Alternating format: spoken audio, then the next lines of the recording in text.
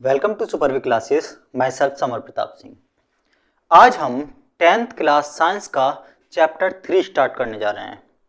इस चैप्टर का नाम है धातु एवं अधातु।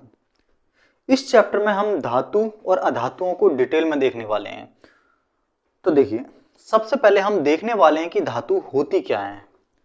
तो धातुओं की जो डेफिनेशंस दी गई हैं वो इनके बाहरी गुणों के आधार पर दी गई हैं। वैसे तो धातुओं के बहुत सारे गुण होते हैं, जैसे कि ये ठोस होते हैं, इनकी विशेष ध्वनि होती है जो कि हम आगे देखने वाले हैं इस चैप्टर में। ये आघातवर्णीय होते हैं, तन्यता का गुण होता है। लेकिन अगर मैन गुणों की बात करें तो इनके दो मैन गुण होते हैं।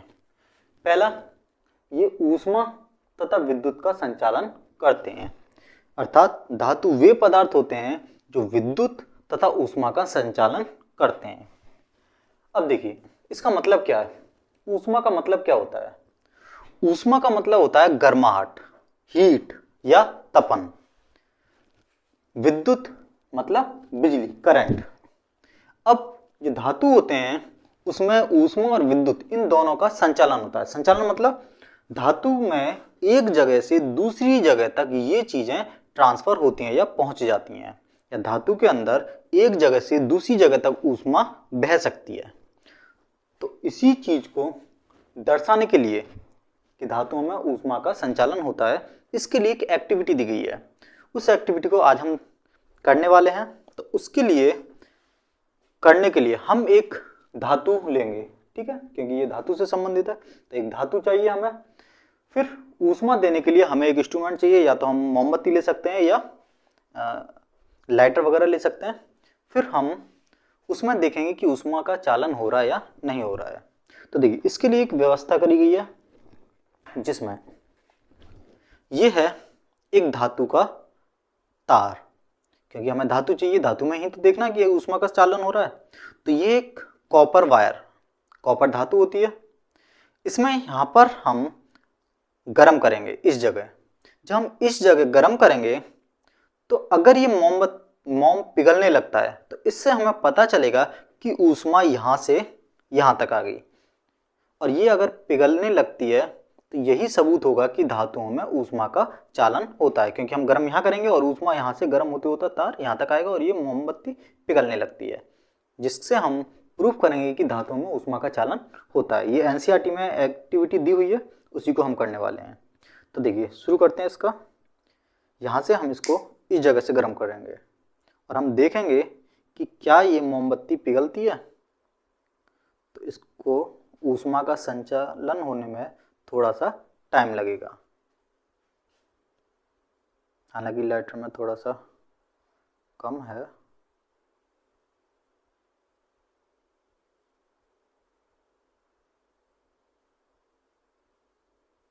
देखिए, धीरे धीरे हीट अप ट्रांसफर होने लगी है और ये मोम छूट के गिरने लगा है, जो इस बात का सबूत है कि इस तार में ऊष्मा का संचालन हो रहा है, जिसकी वजह से ये मोम नीचे गिर गया है। ठीक, तो इस एक्टिविटी से हमने ये पता किया है कि धातुओं में ऊष्मा का चालन होता है। अगर इसका डेली वेज में अगर हम एग्जाम्पल देखें तो अगर हम खाना वगैरह बनाते हैं तो करछुली वगैरह पकड़ते हैं तो करछुली का पीछे वाला हिस्सा गर्म पड़ जाता है। इसके अलावा चूल्हे वगैरह में अगर चिमटे वगैरह से कोई चीज़ पकड़ते हैं या गैस पर हम चिमटे वगैरह का यूज करते हैं तो चिमटा भी पीछे से गर्म पड़ जाता है। ठीक, ये इसके दैनिक यूज में बहुत सारे उदाहरण हैं। अब देखिए, आगे है इसमें विद्युत का संचालन होता है। तो अभी हमने देखा था कि इसमें ऊष्मा का चालन होता है। अब हम देखेंगे विद्युत का संचालन कैसे करते हैं। तो देखिए, विद्युत का चालन के लिए नॉर्मली जो एग्जाम्पल है हमारे पास, हमारे जो तार हमारे धातुओं के बने होते हैं, कॉपर वगैरह के, और उसमें विद्युत का संचालन होता है, जिसकी वजह से हमारी लाइट जलती है या पंखे वगैरह चलते हैं। तो इन दो चीज़ों से हमें पता चलता है कि धातु में ऊष्मा और विद्युत इन दोनों का संचालन होता है, या ये दोनों ही धातु में एक जगह से दूसरी जगह चल सकते हैं। अब देखिए, विद्युत का संचालन होता कैसे है। तो देखिए, धातुओं में इलेक्ट्रॉन के माध्यम से विद्युत का संचालन होता है। धातुओं में फ्री इलेक्ट्रॉन होते हैं कुछ, वो इलेक्ट्रॉन उनमें से निकलकर चलने लगते हैं। जब उच्च विभव और निम्न विभव पर दो सिरे रखे जाते हैं तो उनके इलेक्ट्रॉन उच्च विभव से निम्न विभव की ओर जाते हैं। हालांकि ये विभव वगैरह हम सब डिटेल में देखेंगे बाद में, पर यहाँ पर हम थोड़े बहुत कुछ धातुओं को देखेंगे। तो देखिए, अब धातुओं के दूसरे रूप में क्या डेफिनेशन दी जाती है। दूसरी डेफिनेशन है हमारी ये वाली, जो तत्व इलेक्ट्रॉन त्याग कर धनायन बनाते हैं धातु कहलाते हैं। इसके अलावा अगर अधातु की बात करें तो ये क्या बनाएंगे, ऋणायन बनाते हैं। ये इलेक्ट्रॉन लेकर ऋणायन बनाते हैं। ये इलेक्ट्रॉन त्यागते हैं और अधातु इलेक्ट्रॉन ग्रहण करते हैं। तो देखिए, त्यागते कैसे हैं, इसके लिए हमें कुछ धातुओं को जानना पड़ेगा और उनके इलेक्ट्रॉनिक विन्यास को देखना पड़ेगा कि उनमें कितने इलेक्ट्रॉन फालतू होते हैं। अब हम पहले इस टेबल में देखते हैं कौन से हमारे धातु हैं, कौन से अधातु। तो इसके लिए ये टेबल बनी हुई है, हालांकि इसमें मैंने सारे धातु नहीं बनाए, अभी कुछ ही धातुओं को देखना है। ये टेबल हम नेक्स्ट चैप्टर में डिटेल में पढ़ने वाले हैं और पूरी टेबल को भी याद करेंगे, पर अभी जो मेन है हमारी धातुएं उनको देखेंगे। तो देखिए, ये हमारी मैंडलिफ की टेबल है जो कि 4 भागों में बटी होती है। एस ब्लॉक, पी ब्लॉक, ये हमारा डी ब्लॉक है और ये हमारा पी ब्लॉक है और ये हमारा एस ब्लॉक कहलाता है। इसके अलावा एक यहाँ पर होती है जिसको हम बोलते हैं एफ ब्लॉक। तो इसमें जो धातुएं होती हैं वो कहाँ होती हैं, ये सब हमारी धातुएं हैं। इसके अलावा ये जो रेड कलर से लिखी हुई हैं ये है हमारी उपधातु और रेड कलर के इधर वाली हैं हमारी अधातु। तो धातु और अधातु के जो लक्षण होते हैं वो नॉर्मली एक दूसरे के विपरीत होते हैं। जैसे इनमें विद्युत का चालन होता है, इनमें विद्युत का चालन नहीं होता। इनमें ऊष्मा का चालन होता है, इसमें ऊष्मा का चालन नहीं होता, जैसे ऑक्सीजन, सल्फर वगैरह। लेकिन ये उपधातु क्या होती हैं, दरअसल उपधातु जो होती हैं ये धातु और अधातु दोनों के लक्षण रखती हैं, इसलिए इनको बोला गया है उपधातु। अब कुछ धातुओं को हम एग्जाम्पल के तौर पर याद रखेंगे, या जब हम धातुओं के रासायनिक गुण पढ़ेंगे तो उसमें हम कुछ धातुओं को हमें पता होना चाहिए कि कौन कौन सी हमारी धातुएं होती हैं। तो उसको याद करने का एक तरीका था जो पिछले चैप्टर में पढ़ा था। वो क्या था कि धातु के एंड में अगर हम इनके नामों पे गौर करें तो इनके एंड में यम लगा रहता है। अगर इन धातुओं के नाम को देखें तो इनके एंड में यम लगा रहेगा, जैसे लिथियम, सोडियम, इसके अलावा मैग्नीशियम, बेरियम, कैल्शियम, पोटेशियम, ठीक, रुबिडियम। तो इस तरह से इन सब के नाम के पीछे यम लगा रहता है जिससे हमें पता चलता है कि ये धातु है। इसके अलावा अगर अधातुओं को देखें तो ज्यादातर अधातुओं के पीछे ना लगा रहता है। ये हमने ट्रिक्स पिछले वीडियो में देखी थी। अब जैसे कार्बन, नाइट्रोजन, ऑक्सीजन, इन सब के नाम के पीछे क्या है, ना लगा रहता है। जैसे ऑक्सीजन, तो इसके नाम के पीछे क्या लगा हुआ है, ना। ये फ्लोरीन,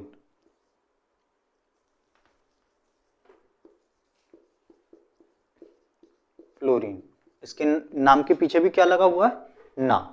कुछ अधातु ऐसे भी होते हैं दो जिनमें हमारा ना नहीं लगा रहता, जैसे फास्फोरस और सल्फर, इनको हमें अलग से याद करना होगा। यम का अगर एग्जांपल लेना है तो लिथियम,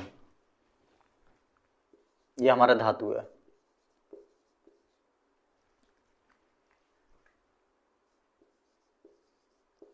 इसके पीछे क्या आ रहा है, यम।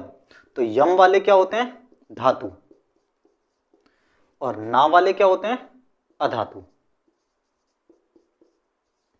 तो ये है हमारी पहचान। अब कुछ धातुओं को याद करेंगे, तो याद करने के लिए हमें ट्रिक का सहारा लेना पड़ेगा। हालांकि ये ट्रिक नई नहीं है, बहुत पुरानी है, जब हम पढ़ते थे तो ये ट्रिक्स हमें भी बताई गई थी। जैसे ये पूरी लाइन को याद करने के लिए, हालांकि यहां तक ये मैंने तो यहां तक याद कर लेंगे। इसकी जो ट्रिक है वो है हाय लीने की रब से फरियाद। तो इसको लिख देते हैं ताकि अच्छे से समझ में आए।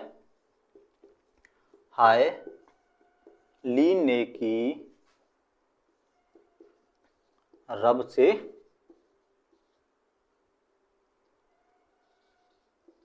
फरियाद। तो देखिए, हाय लीने की रब से फरियाद। इससे ये हमारी पूरी लाइन याद हो जाएगी। सबसे पहले हा फॉर हाइड्रोजन, ली फॉर Li, ने फॉर Na, की फॉर के, रब से फरियाद Fr।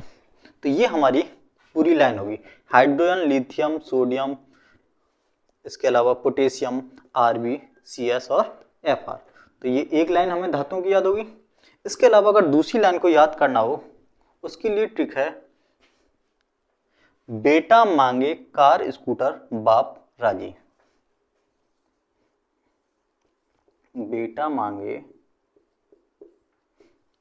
कार स्कूटर बाप राजी। ठीक है, इस तरह की ट्रिकों से थोड़ा जल्दी याद होता है, वरना हम भूल जाते हैं।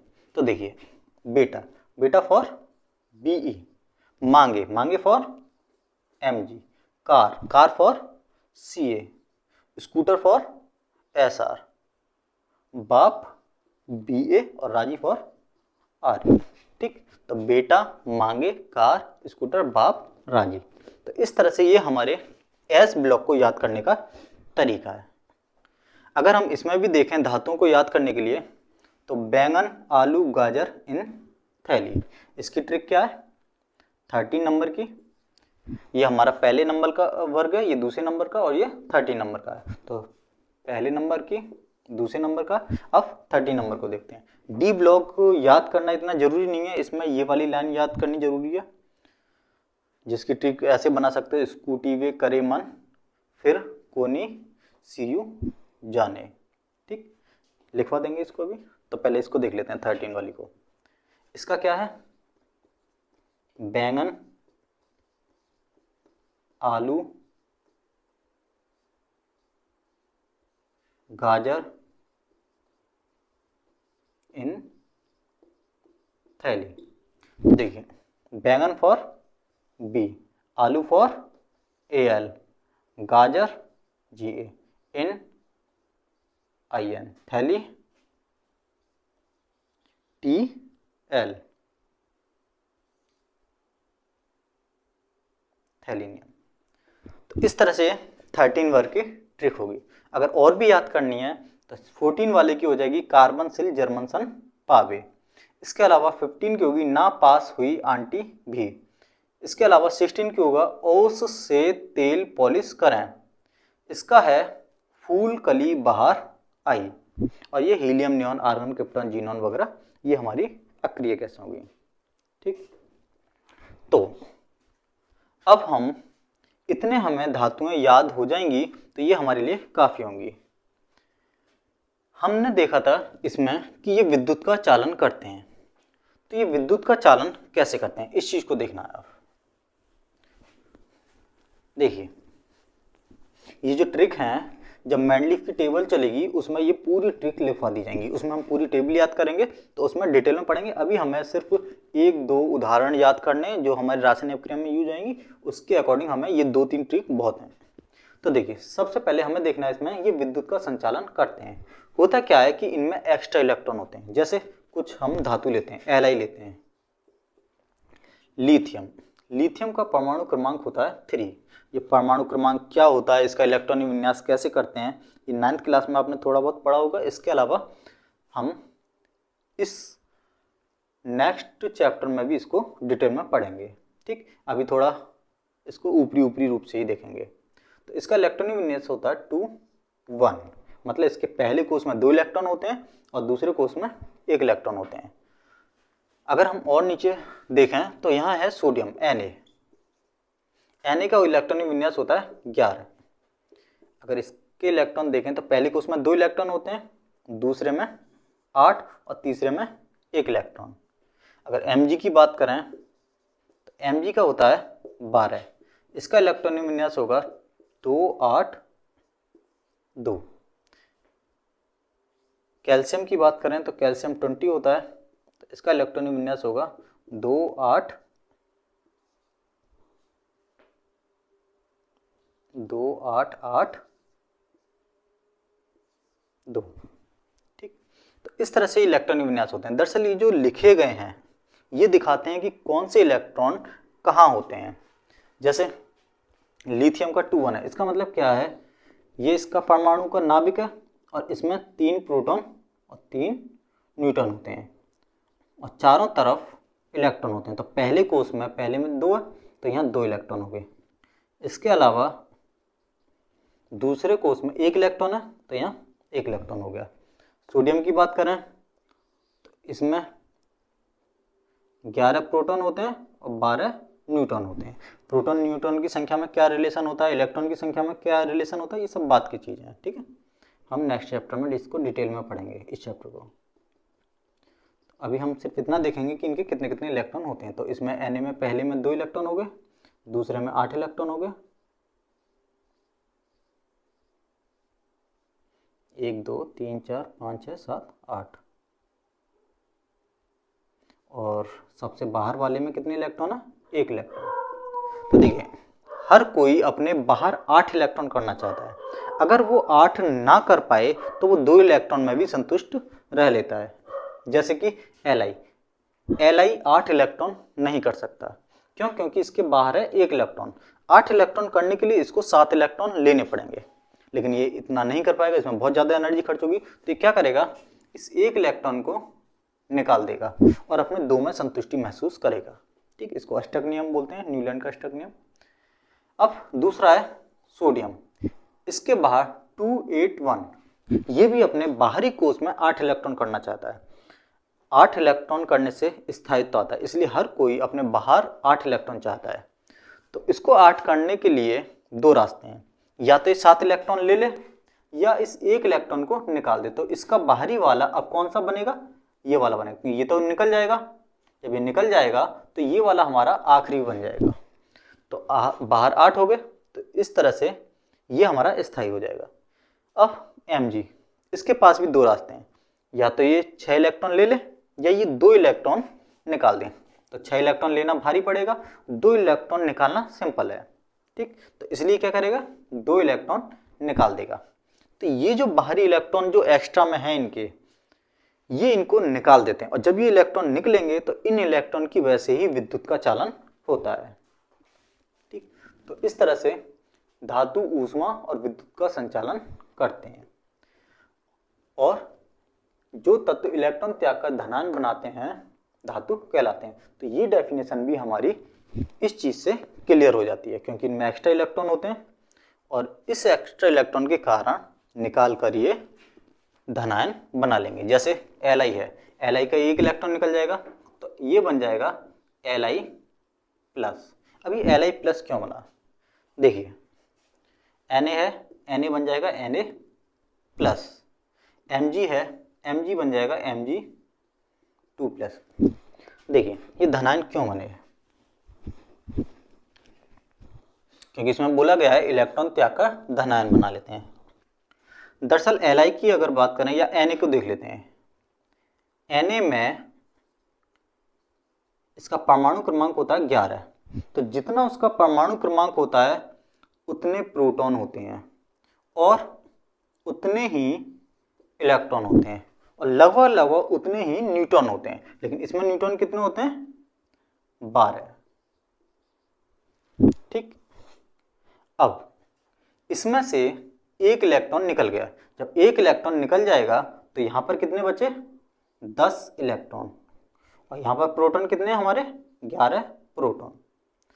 तो अब क्या होगा, इस हिस्से पर अगर गौर करें तो प्रोटॉन पर पॉजिटिव चार्ज होता है, इलेक्ट्रॉन पर नेगेटिव चार्ज होता है। तो यहाँ हमारा 1 पॉजिटिव एक्स्ट्रा बैठ रहा है और यहाँ 1 नेगेटिव कम हो गया। तो यहाँ जो 1 एक्स्ट्रा बैठ रहा है प्लस, उसको ही हम यहाँ पर प्लस के रूप में दिखाते हैं। Mg का अगर हम एग्जांपल देखें तो Mg का परमाणु क्रमांक 12 होता है। इसका मतलब है कि इसमें 12 प्रोटॉन होंगे, मतलब प्लस के चार्ज होंगे, और 12 ही इलेक्ट्रॉन होंगे। जितने प्लस होते हैं उतने माइनस होते हैं, तभी वो न्यूट्रल रहता है। अब देखिए Mg ने कितने निकाले थे, 2 निकाले हैं। तो 2 इलेक्ट्रॉन जब निकलेंगे तो ये वाले निकलेंगे, तो 12 प्लस तो हमारे बने ही रहेंगे, लेकिन इलेक्ट्रॉन कितने रहेंगे हमारे, 12 की जगह 10 इलेक्ट्रॉन हो जाएंगे, क्योंकि 2 इलेक्ट्रॉन तो निकल चुके हैं। अब यहाँ पर प्लस का कितना एक्स्ट्रा है, 2 एक्स्ट्रा है, इसीलिए Mg क्या हो जाता है, Mg2 प्लस हो जाता है, क्योंकि यहाँ 2 प्लस एक्स्ट्रा है। तो यहाँ पे लिखा हुआ है इलेक्ट्रॉन त्याग कर धनायन बनाते हैं। तो इस तरह से हमने इस डेफिनेशन को भी जान लिया। अब हम देखेंगे धातु और अधातुओं के कुछ और लक्षण। अब हमारा चलेगा धातु तथा अधातुओं के भौतिक गुण और इसके बाद इनके रासायनिक गुण।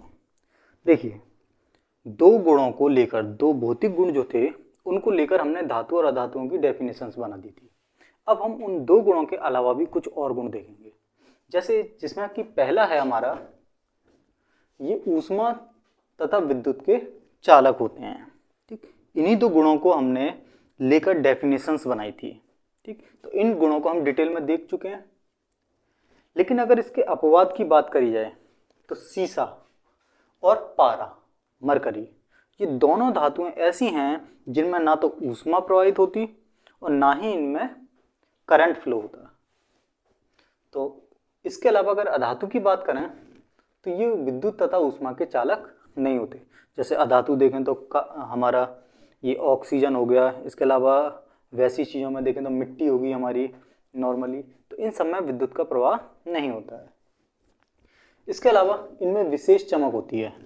देखते होंगे कि सोना है, चांदी है, अगर लोहे को भी अगर घिसा जाए या उसको काटा जाए तो उसकी सतह कितनी चिकनी और चमकदार होती है।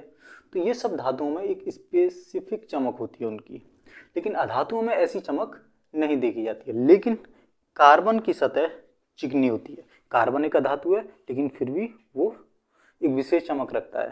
तो ये हमारा अपवाद हो गया। बीच बीच में कुछ अपवाद देखते जाएंगे। तो धातुओं में इनकी चमक होती है और अधातुओं में चमक नहीं होती है, कार्बन को छोड़कर। इसके अलावा नेक्स्ट पॉइंट है हमारा, ये ठोस होते हैं। देखिए, 3 फॉर्म होती हैं, ठोस, द्रव, गैस। ठोस गाढ़े होते हैं, उनका घनत्व ज़्यादा होता है। द्रव बहते हैं और गैस बहुत ज़्यादा बहते हैं, उनके अणु बहुत बहुत दूर दूर होते हैं। और ठोस के अणु बहुत पास पास होने की वजह से वो थोड़े कठोर होते हैं। तो ये किस फॉर्म में मिलते हैं, ठोस अवस्था में मिलते हैं ज़्यादातर। लेकिन अगर पारे को देखा जाए तो पारा हमारा धातु होने के बावजूद भी रूम टेम्परेचर पर, मतलब कि 25 डिग्री टेम्परेचर पर द्रव अवस्था में रहता है। ठीक, तो ये हमारा अपवाद है। इसके अलावा अगर अधातुओं को देखा जाए तो ये ठोस और गैस दोनों ही अवस्थाओं में पाई जाती हैं। लेकिन ब्रोमीन की अगर बात करें तो ब्रोमीन हमारा द्रव फॉर्म में होता है। तो अधातु हमारी नॉर्मली ज़्यादातर या तो ठोस अवस्था में पाई जाएंगी या गैस अवस्था में, लेकिन ब्रोमीन अधातु ऐसी है जो सिर्फ हमारी द्रव अवस्था में पाई जाती है। इसके अलावा नेक्स्ट टॉपिक है, ये कठोर होते हैं। देखिए, ये काफ़ी हार्ड होते हैं, अगर हम इनको काटें तो ये बहुत मुश्किल से कटेंगे। ठीक, इनको हम तोड़ नहीं सकते, इतने हार्ड होते हैं ये। ठीक, लेकिन अगर सोडियम, पोटेशियम, लिथियम वगैरह की बात करें तो ये हमारे बहुत मुलायम होते हैं। अगर सोडियम भी को देखोगे आप लैब वगैरह में, आपने देखा होगा, ये इतना मुलायम होता है कि ये इसको आसानी से चाकू से काट सकते हैं, इतना मुलायम होता है। जबकि और धातुओं को इस तरह से नहीं काटा जा सकता। तो ये हमारे क्या होते हैं, कठोर होते हैं, लेकिन सोडियम, पोटेशियम वगैरह को छोड़कर। अगर हम अधातुओं की बात करें तो ये कठोर नहीं होते हैं। ठीक, लेकिन सबसे ज़्यादा कठोर तो अधातु में ही मिलता है। जैसे कि हमारा हीरा काफ़ी कठोर होता है और ये एक अधातु है। लेकिन बाकी सारे जो हमारी अधातु हैं वो कैसी होती हैं, कठोर नहीं होती हैं, सिर्फ हीरे को छोड़कर। इसके अलावा इसमें तन्यता का गुण होता है। तन्यता क्या होता है, तन्यता का मतलब होता है तनने का गुण। ठोसों में इतना तनने का गुण होता है कि इनको हम तान कर तार बना सकते हैं। इसके अलावा अगर तनने का और एग्जाम्पल देखना हो तो आपने देखा होगा शॉकर होते हैं बाइक में, उनकी स्प्रिंग्स वगैरह जो बनाई जाती हैं वो धातु की बनाई जाती हैं, क्योंकि धातु में तनने का काफ़ी गुण होता है। इसके अलावा ट्रक वगैरह जो होते हैं उनकी कमानी होती हैं जो लोड को झेलती हैं और धच्ची लगने से रोकती हैं, तो कमानी भी हमारी धातु की बनाई जाती हैं। वो इसीलिए बनाई जाती हैं ताकि उनमें तनने का गुण होता है, तो उस चीज़ से हमारा फायदा मिलता है। अगर अधातुओं की बात करी जाए तो इसमें तनने का गुण नहीं होता है। ठीक, जैसे मिट्टी वगैरह देखोगे तो वो नहीं तनेंगी, टूट जाएंगी, भंगुर होती हैं। ठीक, तो अधातु हमारी भंगुर होती हैं, उनमें तनने का गुण नहीं होती, वो टूट जाती हैं। इसके अलावा ये आघात वर्धनीय होती हैं। आघात वर्धनीयता का मतलब क्या होता है? आघात, आघात माने चोट, वर्धनीय मतलब सहन करना, मतलब ये चोट को सहन कर सकते हैं। जो हमारे धातु होते हैं ये हमारे चोट को सहन कर सकते हैं। जैसे लोहा है, उस पर आप कितना भी हथौड़ा मारो तो उसको सहन कर लेता है काफ़ी हद तक, लेकिन अधातु भंगुर होती हैं। इसका मतलब ये चोट को सहन नहीं कर पाती और ये अपने टुकड़ों में टूट जाती हैं। जैसे मिट्टी का ढेला है, उस पर आप मारोगे तो टुकड़े टुकड़ों में टूट जाएगा, लेकिन अगर लोहे का बाट है उस पर आप मारोगे तो वो सहन कर लेगा। तो इसका मतलब क्या हुआ कि ये ठोस हमारे आघात वर्धनीय होते हैं। इसके अलावा इनकी विशेष ध्वनि होती है। विशेष ध्वनि से क्या मतलब होता है? देखिए, अगर आप धातु को पीटेंगे तो उसकी एक अपनी पृथक आवाज होगी। जैसे लोहे को पीटेंगे उसकी अपनी अलग आवाज होगी, पीतल के पीटेंगे, पीतल का अगर कोई घंटा वगैरह है उसको पीटेंगे तो उसकी अपनी आवाज होगी। ठीक, सोने की अपनी अलग आवाज होगी। तो हर धातु की अपनी एक पर्टिकुलर आवाज होती है, विशेष ध्वनि होती है। इसीलिए जितने भी घंटे वगैरह होते हैं या साइकिल की घंटी होती है उसमें धातुओं का यूज किया जाता है, इनके इसी गुण के कारण। जबकि अधातुओं की विशेष ध्वनि नहीं होती। अगर आप मिट्टी में डंडा मारेंगे तो उसकी कोई खास आवाज़ नहीं होगी, अगर वहीं अगर धातु रखी होगी तो उसकी आवाज़ ज़्यादा होगी। तो इस तरह से इनमें विशेष ध्वनि नहीं होती है। नेक्स्ट है हमारा, इनका घनत्व तो ज़्यादा होता है। देखो घनत्व तो क्या होता है? घनत्व को आप मोटा मोटा अंदाजा लगा सकते हैं कि गाढ़ेपन को हम घनत्व कह सकते हैं। जो जितना ज़्यादा गाढ़ा होगा उसका घनत्व उतना ही ज़्यादा होगा। जैसे अगर दो चीज़ लें, पानी और शहद, तो इन दोनों में से किसका घनत्व ज़्यादा है? तो हम देखेंगे कि कौन सा ज़्यादा गाढ़ा है। शहद हमारा ज़्यादा गाढ़ा होता है इसलिए उसका घनत्व ज़्यादा होता है। पानी हमारा कम गाढ़ा है इसलिए पानी का घनत्व कम होगा। ठीक, तो मोटा मोटा पता करने के लिए जो ज़्यादा गाढ़ा होता है उसका घनत्व ज़्यादा होता है। ठीक, और जिसका बाकी इनका घनत्व क्या होता है? कम होता है। ठीक, तो वैसे इसका फॉर्मूला भी है, द्रव्यमान इक्वल टू होता है आयतन गुणा घनत्व, और इससे घनत्व हो जाएगा हमारा द्रव्यमान बट्टे आयतन। मतलब एकांक आयतन का द्रव्यमान ही हमारा घनत्व कहलाता है। इकाई आयतन का द्रव्यमान ही घनत्व होता है। मतलब इकाई आयतन ले लो, 1 सेंटीमीटर लंबा, 1 सेंटीमीटर चौड़ा, 1 सेंटीमीटर मोटा। ठीक, और उसका फिर द्रव्यमान नापो, जिसका ज़्यादा होगा उसका घनत्व उतना ही ज़्यादा होगा। ठीक, नेक्स्ट है हमारा, अच्छा ये सोडियम और पोटेशियम ये हमारे अपवाद हैं, क्योंकि ये कैसे होते हैं? मुलायम होते हैं। मुलायम होंगे तो क्या होगा? इनका घनत्व ऑटोमेटिकली कम होगा। ठीक, नेक्स्ट है हमारा,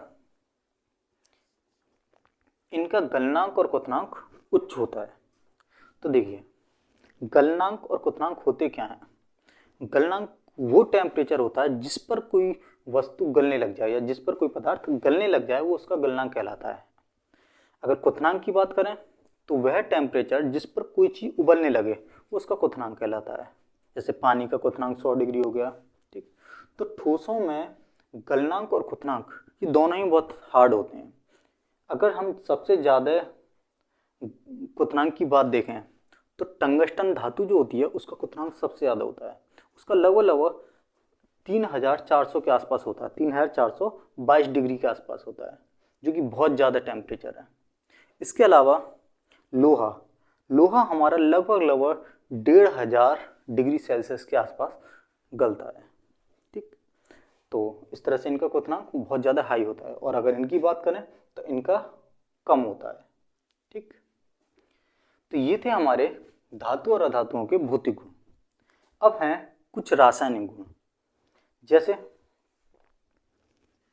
पहला, ये धनायन बनाते हैं।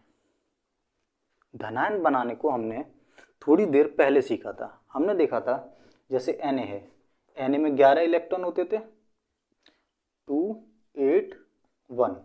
तो ये अपना अष्टक पूरा करने के लिए, मतलब अपने 8 इलेक्ट्रॉन बाहरी कोश में 8 इलेक्ट्रॉन रखने के लिए एक इलेक्ट्रॉन को निकाल दिया करता था। जब एक इलेक्ट्रॉन निकलेगा तो इलेक्ट्रॉन पे क्या होता है? माइनस होता है। तो जब एक माइनस निकलेगा तो प्लस की मात्रा बढ़ जाती है।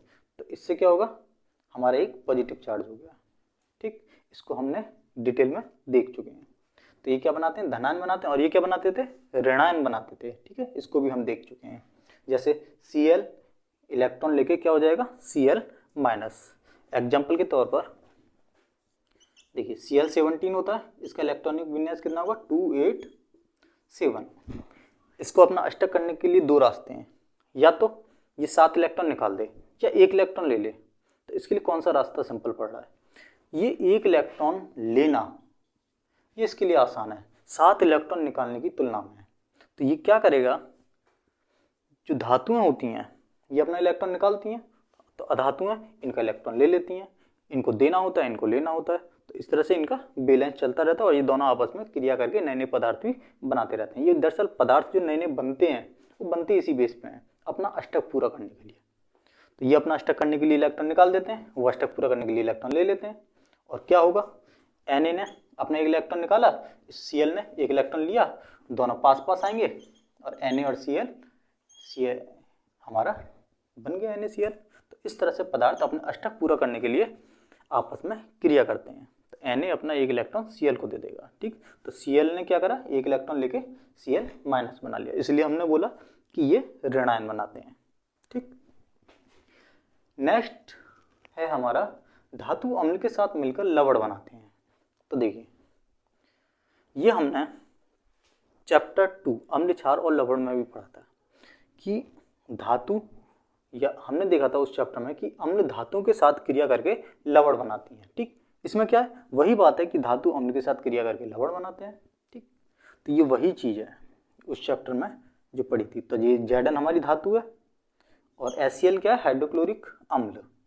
तो धातु अम्ल से जब क्रिया करेगी तो ये क्या बना लिया, ZnCl2, ये हमारा लवण हो गया, और साथ के साथ क्या बनती है, हाइड्रोजन गैस बनती है। ठीक, लेकिन अगर अधातु की बात करें तो ये अम्ल के साथ क्रिया ही नहीं करती। ठीक है, नेक्स्ट है हमारा धातु जल से क्रिया करके धातु ऑक्साइड या हाइड्रोक्साइड बनाती हैं। ठीक, देखिए Na हमारा क्या है, धातु, H2 हमारा जल हो गया। जब Na H2 से क्रिया करेगा तो ये इसका OH ले लेगा और इसमें से जो 2 हाइड्रोजन बचे वो H2 के रूप में गैस बन जाएगा, हाइड्रोजन गैस बन जाएगी। तो धातु पानी के साथ क्रिया कर रही है और ये हमारा क्या बन गया, धातु हाइड्रोक्साइड बन गया। OH मतलब हाइड्रोक्साइड, तो धातु हाइड्रोक्साइड बन गया और साथ के साथ H2 गैस भी बनती है। इसके अलावा अगर अधातुओं की बात करें तो अधातुएं जल से अभिक्रिया नॉर्मली रूप से नहीं करती हैं। लास्ट है हमारा धातु वायु से क्रिया करके धातु ऑक्साइड देते हैं। ठीक, हमने देखा था पिछले चैप्टर में कि जंग लगती थी। जंग में क्या होता था, धातु की सतह पर ऑक्सीजन या नमी की उपस्थिति में क्या होता था, क्रिया कर लेती थी और संक्षारण हो जाता था, जंग लग जाता था। वही तो है ये। तो इसमें क्या होता है, धातु वायु से क्रिया करके धातु ऑक्साइड बना रही है।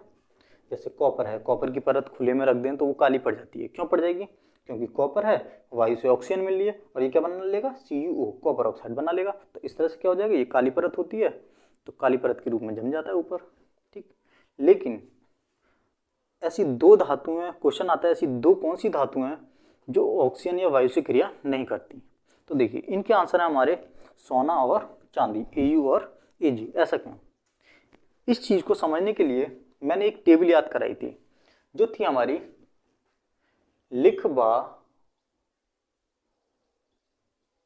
सरकाना मग अल मंजन कर फी कद को नीसन पीवे एच और फिर छापा। ये ट्रिक थी जिसके माध्यम से हमने देखा था कि धातुओं को उनकी सक्रियता सीरीज में रखने का क्या क्रम होता है, मतलब उनके बढ़ते हुए घटते हुए क्रियाशीलता के क्रम में रखने पर एक टेबल बनाई थी, उसी को धातु की सक्रियता श्रेणी कहते थे। उसमें हमने देखा था कि ऊपर वाले तत्व या ऊपर वाली धातुएं ज़्यादा सक्रिय होती हैं और जैसे जैसे हम नीचे जाएंगे वैसे वैसे हमारी धातुएं कम क्रियाशील होंगी। तो जो Au और सोना चांदी जो हैं ये हमारी सबसे नीचे आती हैं, हाइड्रोजन से भी नीचे आती हैं। तो नीचे आने की वजह से ये क्या होंगी, कम क्रियाशील होंगी, और जब कम क्रियाशील होंगी तो क्या होगा, ये क्रिया बहुत कम करेंगी, इसीलिए ये Au और Ag ये हमारी बहुत कम क्रियाशील होती हैं। लेकिन Na और K ये कहाँ होती हैं, Na ये रही और K ये रही, ये तो शुरुआत में मिल गई। तो ऊपर वाली धातुएं कैसी होती हैं, सक्रिय होती हैं। जो सक्रिय होती हैं तो क्या होगा, ये बहुत जल्दी क्रिया करेंगी।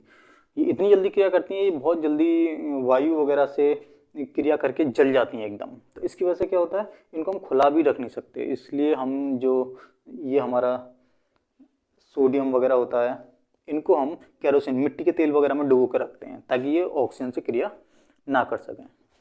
ठीक। अच्छा, ये जो सक्रियता श्रेणी है, इसको आप पिछले चैप्टर में जाके, पिछले चैप्टर की जो वीडियो हैं उनमें जाके इसको देख सकते हैं। इसकी ट्रिक भी है और इसको पूरी सीरीज को याद करने का एक तरीका भी बताया था, जो कि हम इस चैप्टर में भी आगे आने वाली वीडियो में भी देखेंगे। ठीक है, तो इस तरह से ये हमारे धातुओं के भौतिक गुण थे और रासायनिक गुण। इसी तरह से ये अधातुओं के भौतिक गुण हैं और रासायनिक गुण। इनको हमने कंपेयर रूप से पढ़ा है। कंपेयर रूप से इसलिए पढ़ा है, कभी कभी धातु और धातु में अंतर लिखने को आ जाता है। ठीक, वरना अपने आप में तो ये पृथक रूप से है ही है। ठीक, तो इस तरह से आप इनके नोट्स बना सकते हैं, सेम टू सेम इनको यही इसी फॉर्म में उतार लेंगे और ये एक नोट्स का काम करेंगे। ठीक, थैंक यू।